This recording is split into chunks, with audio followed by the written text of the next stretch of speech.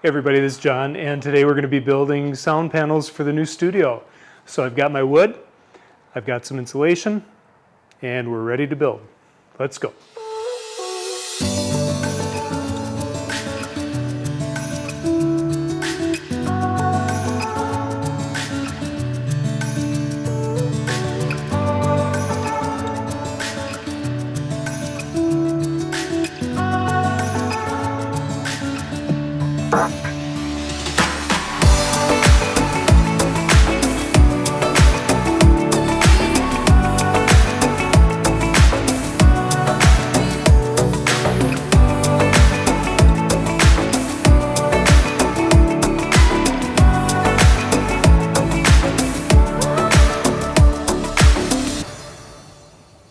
Today we're talking about how to build custom acoustic sound treatment panels.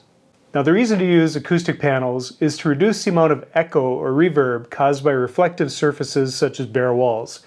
Whether your primary goal is to create content for YouTube, recording a podcast, or simply wanting better sound quality during Zoom meetings or live streams, you'll find that adding a few acoustic panels will help you level up the quality of the audio that you produce. Since adding the panels, I've noticed a reduction in the amount of unwanted sound present in my recordings. Here's a short video clip of this room before adding acoustic treatment. And this is not a treated room, and so we do have echoes off the walls.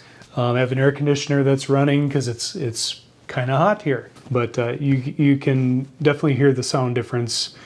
Now, if you're on the hunt for acoustic panels, you'll find many that are commercially available in a variety of shapes, sizes, and colors. But if you want a fabric-covered panel that is different from the common wedge design, then this not too difficult DIY project will allow you to build a high-quality panel that is both functional and budget-friendly. To get the process started, let's head to the workshop.